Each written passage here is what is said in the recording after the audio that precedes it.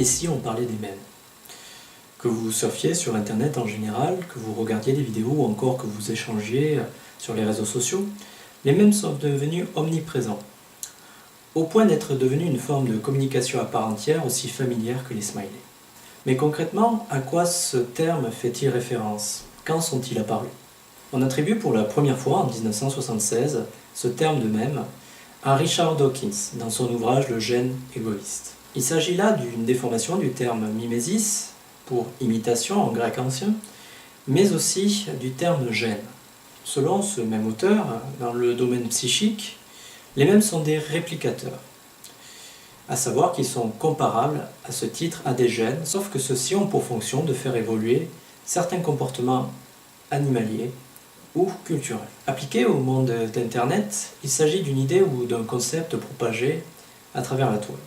Cette idée peut prendre la forme d'un hypertexte, d'une vidéo, d'un site internet, d'une image, d'un hashtag ou encore d'un personnage populaire, d'une phrase qu'il aurait prononcée.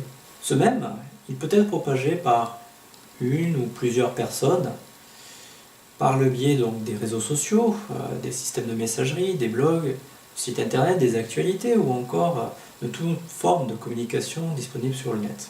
Des exemples comme sur YouTube avec le chanteur Rick Roll, le facepalm, c'est-à-dire une image ou un gif qui exprime la consternation, et plus récemment les hashtags de Je suis Charlie et ses déclinaisons, ou bien sûr le phénomène Solvay.